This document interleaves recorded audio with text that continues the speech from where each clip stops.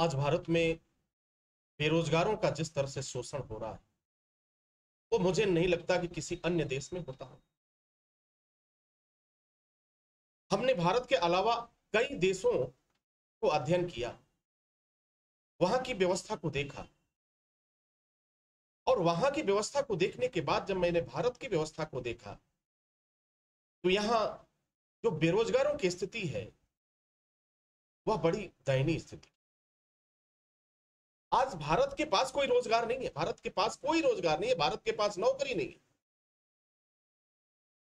और बेरोजगारों का शोषण कैसे हो रहा। अब देखो, बेरोजगारों से हर फॉर्म भरने के लिए पैसे लिए जा रहे, सब कुछ प्राइवेट कर दिया गया। ये क्या है? परीक्षा के लिए पैसा लिया जा रहा है, हमारी योग्यता को टेस्ट करने के लिए मुझसे पैसे लिए जाते हैं। ये पहले कभी नहीं हुआ करता था, लेकिन आज पैसे लिए जाते हैं और उसमें भी रिजर्वेशन के आधार पर उस पैसे को कैटेगराइज किया गया। और सबसे बड़ा दुर्भाग्य क्या है कि कोई भी परीक्षा क्लियर नहीं होती। परीक्षा कभी लीक हो जाता है, कभी पेपर लीक हो जाता है, कभी कोर्ट में चला जाता है। ये जो माध्यम बनाया गया है बेरोजगारों को लूटने के लिए, बड़ा एक अजीब तरीका है। बार बार फॉर्म निकलेंगे, बार बार गवर्नमेंट निकालेगी, सरकारी वैकेंसियां निकलेंगी, क्लियर एक भी नहीं होगा। आप हर जगह की स्थिति को देखो, उत्तर प्रदेश से लेकर के हर जगह की स्थिति देखो। पुलिस की भर्ती निकली, क्या हुआ? कैंसिल हुआ। क्यों हुआ भाई? पेपर लीक हो गया। अच्छा भाई, टीचरों की भर्ती की बात आई, क्या हुआ भाई? निरस्त हो गया। क्यों? कोर्ट में मामला चला गया। अच्छा भाई, और क्या हुआ?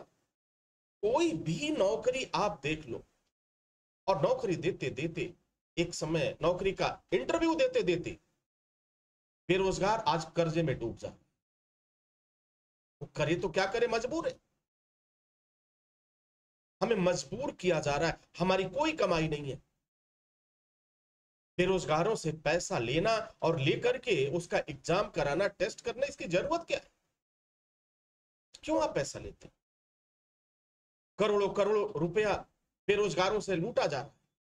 आप जरा कैलकुलेट करिए कि भारत में बेरोजगारों से कितना रुपया लूटा जाता है, केवल एग्जाम के नाम पर, पेपर के नाम पर, सरकारी नौकरी के नाम पर। अब क्या कहेंगे, लुटेरा कौन है? भाई अच्छे दिन तो हैं। आज बेरोजगार दर दर भटक रहा है एक शहर से दूसरे शहर, और अंत में क्या होता है? आप पेपर देते देते थक जाते हो, आपका या एज खत्म हो जाती है और फिर बैठ करके या तो चाय की दुकान चलाओगे या सब्जी बेचो। मजबूरी है, कुछ तो करना पड़ेगा।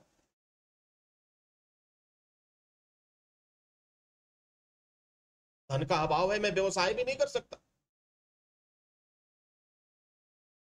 तो भारत में जिस तरह से बेरोजगारों का शोषण है, बेरोजगारों को लूटा जा रहा है, वह किसी अन्य देश में नहीं है। हमारा पड़ोसी जो देश है, जिसे नेपाल आप कहते हैं, वहां भी मैं गया था, देखा। वहां एग्जाम के लिए कोई पैसे नहीं लिए जाते। आप परीक्षा दीजिए, आप पास होते हैं, आपको नौकरी मिल जाती है, आसान है नौकरी लेना। लेकिन भारत में नौकरी लेना आसान नहीं है महाराज। भारत में नौकरी लेना आसान नहीं है। इधर विगत कुछ वर्षों में जो सिस्टम बनाया गया, जो सिद्धांत बनाया गया, वह अपने आप में प्रश्न चिन्ह खड़ा कर। देखो, एक शब्द होता है, आखिर कब तक? आज नहीं तो कल यह समाप्त होगी। यह सत्ता भी समाप्त होगी, इनका वर्चस्व भी समाप्त होगा। लेकिन थोड़ा सा वक्त जरूर लगेगा, क्योंकि आपको समझने में वक्त लगेगा। जिस दिन मेरी बातें आपको समझ में आ जाएंगी, उसी दिन सत्ता परिवर्तन होगा। कोई दुनिया की कोई ताकत रोक नहीं सकती। और ये तब होगा जब भारत को आप अपना देश मानकर काम करो। नेताओं के भरोसे आपने छोड़ दिया तो फिर लूट तो होगा ही, शोषण होगा ही होगा।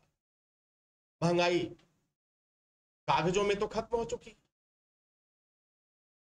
बेरोजगारी कागजों में खत्म हो चुकी है। देश की अर्थव्यवस्था कहां से कहां चली गई, आप देखो। अब जरा एक विचार करो, कि देश की अर्थव्यवस्था उछाला गया और कितने ट्रिलियन डॉलर और क्या क्या हो गया, सब कुछ हो गया। कैसे? आपकी देश की अर्थव्यवस्था अच्छी होती जा रही है, बहुत कुछ अच्छा होता जा रहा है, लेकिन बेरोजगारी खत्म नहीं हो रही है। अगर देश की अर्थव्यवस्था सही हो गई तो बेरोजगारी तो होना ही नहीं चाहिए आपके देश में।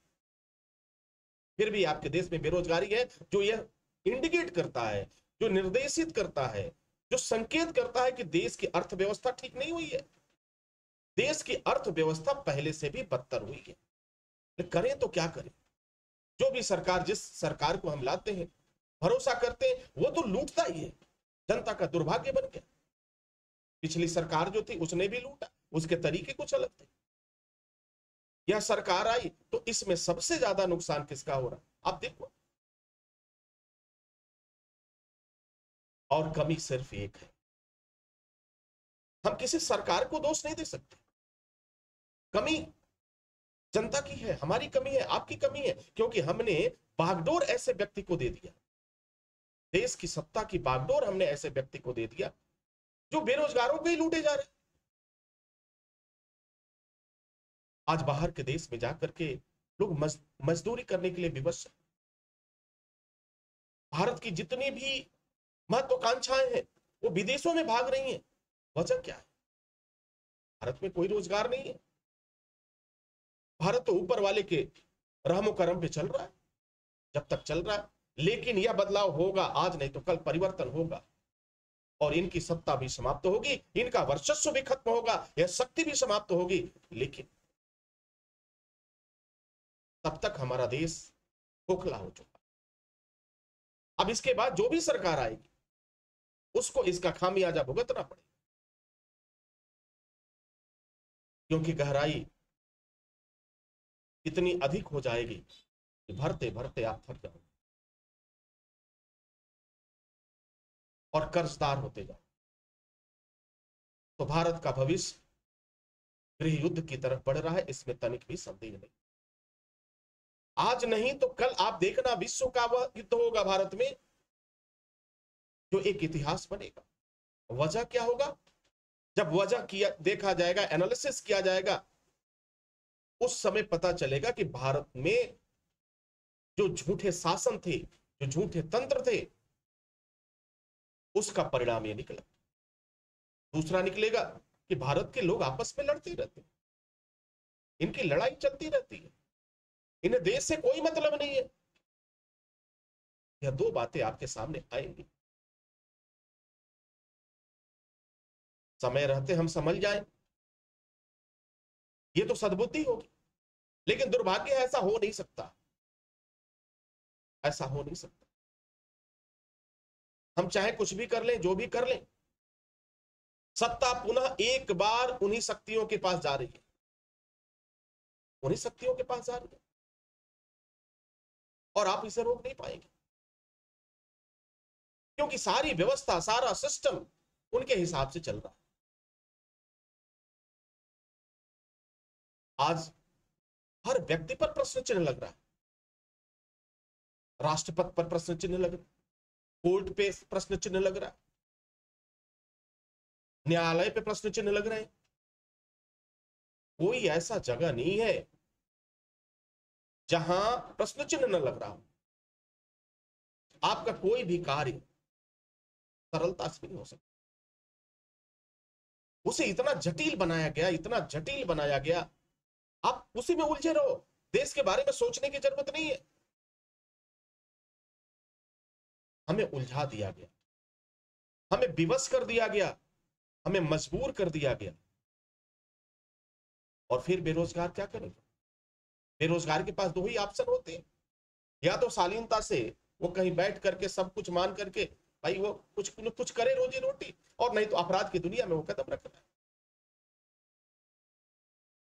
तो परिस्थितियां हमें अपराधी बना रही हैं, बेरोजगारों को अपराधी बना रही है, इसमें तनिक भी संदेह नहीं है। और यह तभी रुकेगा जब ऐसे लोगों के हाथ से सत्ता की बागडोर को छीन लिया जाए।